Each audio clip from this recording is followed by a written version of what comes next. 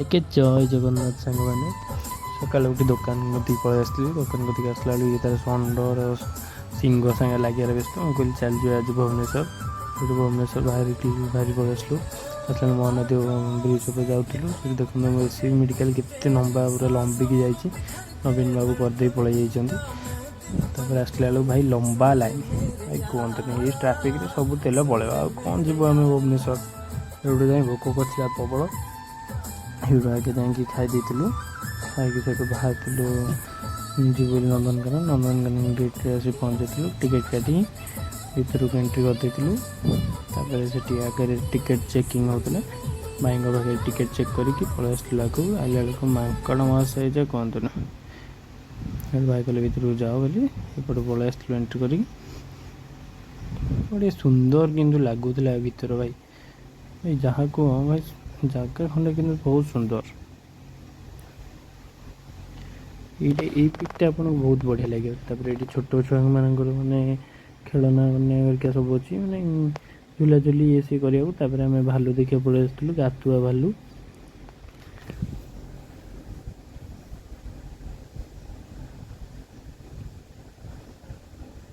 ଗାଢ଼ ଭାଲୁ, ଏଇଟା ଗାଢ଼ରେ ରୁହନ୍ତି ବୋଧେ, ଗାଢ଼ ଭାଲୁ। ତାପରେ ଏଇଠି ପଳେଇ ଆସିଥିଲୁ ଆଗକୁ। ଏଠି ଗୋଟେ ଭାଲୁ ଥିଲା ଆଗରେ, ସେ ତା ଭିତରେ ପଶିକି ତାର ଚଲେଇଛି। ତାପରେ ବାଘ ଦେଖିବାକୁ ପଳେଇ ଆସିଥିଲୁ। ଫେର ସେଇଠୁ ଶିଆଳ ଦେଖିଥିଲୁ ଏଠି ଆଗରେ। ଶିଆଳ କତରୁ ଆଗକୁ ଯାଉ ଫେର ବାଘ ଦେଖିଲୁ। ସେଠି ଚାଲିକି ଆସୁଛି ପୁରା ଏପଟକୁ।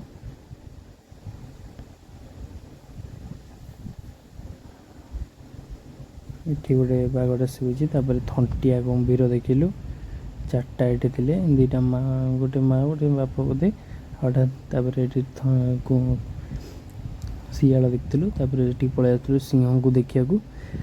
ସିଂହ ମହାରାଜ ଏଠି ଶୋଇଛନ୍ତି, ଗୋଟେ ଜଣେ ଅଛି ଏପଟେ, ସେଠି ଏଠି ଦୁଇଟା ଅଛନ୍ତି, ଏଠି ଗୋଟେ ସେଠି ଗୋଟେ ଶୋଇଛି। ତା ଉପରେ ଗୋଟେ ତଳେ ଗୋଟେ। ସିଏ ଯେଉଁ ଭାଇ ଗର୍ଜନ ଛାଡ଼ୁଛନ୍ତି ଯେ କୁହନ୍ତୁନି। ଗର୍ଜନ ଏତେ ଜୋରେ। ତାପରେ ଏପଟେ ଗୋଟେ ବାଘ ଥିଲା। ତାପରେ ସେପଟେ ବି ଆଉ ଗୋଟେ ବାଘ ଥିଲା। ଇଏ ଯେମିତି ଏପଟେ ବାରମ୍ବାର ଯିବା ଆସିବା ବୁଲାବୁଲି କଲା, ସେପଟେ ସେଇ ବାଘଟା ବି ପଳେଇ ଆସିଲା ସାଙ୍ଗେ ସାଙ୍ଗେ। ମାନେ ଏତେ ପାଖରୁ ଯେ ଭାଇ ଦେଖିବାକୁ ମିଳିଲା ଯେ କୁହନ୍ତୁନି। ପୁରା ପାଖରେ, ବହୁତ ପାଖରୁ ଆମେ ଆଜି ଦେଖିଛୁ। ଏପଟ ବାଘଟା ସେପଟେ ଦେଖନ୍ତୁ ଆପଣଙ୍କ ଜାଲି ସେପଟେ ଗୋଟେ ବାଘ, ସିଏ ବି ପାଖକୁ ପଳେଇ ଆସିଲା। ତାପରେ ଏଠିକି ପଳେଇ ଆସିଥିଲୁ ହାତୀ ଦେଖିବାକୁ। ହାତୀ ନାଁ ହେଲା ହୀରାଲାଲ। ତାପରେ ହୀରାଲାଲକୁ ଦେଖିକି ଆମେ କଲରାପତରିଆ ବାଘକୁ ଦେଖିବାକୁ ପଳେଇ ଆସିଥିଲୁ ଆଗକୁ। ଆସିଲା ବେଳକୁ କଲରାପତରିଆ ବାଘ ଦୁଇଟା ଥିଲେ ଏଠି। ଗଛ ଉପରେ ଚଢ଼ିଯିବି କି ଉପରକୁ ସେପଟେ ଡେଇଁ ପଳେଇଯିବି ବୋଲି ଉପର ବି ଫିଲିଂ ହେଇଯାଇଛି ସେପଟର। ଅଲଗା ବାଘଙ୍କର କେଉଁଟା ବି ହେଇନି, ହେଲେ ଏଇ କଲରାପତରିଆ ବାଘଙ୍କର ହେଇଯାଇଛି ଉପର ଫିଲିଂ, ନହେଲେ ପଳେଇଯିବେ ଡେଇଁକି ବୋଲି। ତାପରେ ଏଇ ବାଘଟାକୁ ଦେଖନ୍ତୁ ଭାଇ, ପୁରା ପାଖକୁ ଆସିବ, ପୁରା ପାଖକୁ, ଏତେ ପାଖରେ ଯେ ଭାଇ କୁହନ୍ତୁନି। ପୁରା ଜାଲି ସେକେରେ ଆମେ ଏକେରେ। ବୟସ ହେଇଗଲାଣି ବୋଧେ ସେ ବାଘର। ତାପରେ ଏଇଟା ହେଲା ଡୋଡୋ ପକ୍ଷୀ। ସେଠୁ କ୍ରସ୍ କରି ପଳେଇ ଯାଇଥିଲୁ ଆମେ ଜେବ୍ରା ଦେଖିବାକୁ। ଜେବ୍ରା ବି ସେପଟକୁ ପୁରା ମୁହଁ କରି ଅନେଇଛି, ଏପଟକୁ ଆଉ ବୁଲିଲାନି। ଆମେ ସେଠୁ ବାହାରି ପଳେଇ ଆସିଲୁ ଭାଲୁ ଦେଖିବାକୁ ଆଗରୁ। ତାପରେ ଆମେ ଦେଖିଲୁ ଏଠି ବଗ ଆଉ ବତକ କି କ'ଣ ସବୁ ଏଇଠି ପୁରା ସବୁ ଅଛି। ମାଛ ସବୁ ପଡ଼ିଛି ଯେ ସେଠି ତାଙ୍କ ପାଖରେ ଯେଉଁ ସ୍ମେଲ୍ ହେଉଛି ଯେ କୁହନ୍ତୁନି। ସେଠୁ ଆମେ ସାଙ୍ଗେ ସାଙ୍ଗେ ବାହାରି ପଳେଇ ଆସିଲୁ ଭାଲୁ ଦେଖିବାକୁ ଆଗକୁ।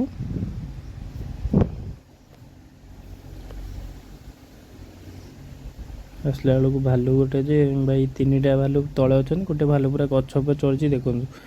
ଯେମିତିକି ଆକୁରେଟ୍ ମଣିଷ ଗୋଟେ ଚଢ଼ିଛି କି ଦେଖୁନାହାନ୍ତି କେମିତି ସେ ଚଢ଼ିଛି। ଆଉ ଗୋଟେ ଭାଲୁ ତାକୁ ତଳୁ ଠିଆଇକି ଅନଉଛି। ଆକୁରେଟ୍ ପୁରା ମଣିଷ ଯେମିତି ଚଢ଼ିଛନ୍ତି କି।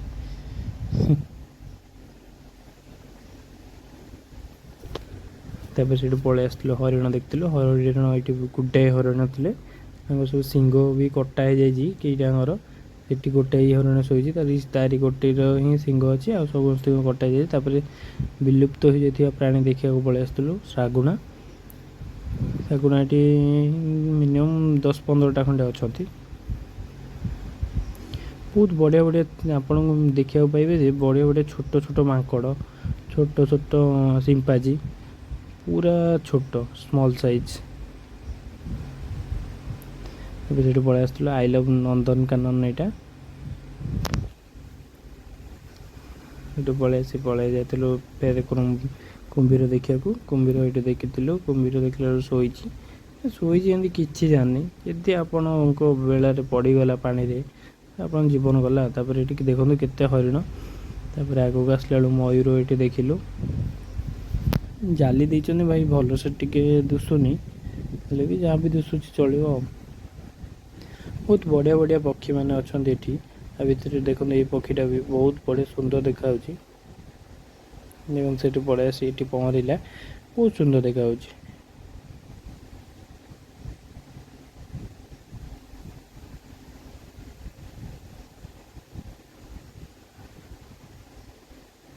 ବହୁତ ସୁନ୍ଦର ସୁନ୍ଦର ଜିନିଷ ଦେଖିବାକୁ ପାଇବେ ଆପଣ ଏଠି।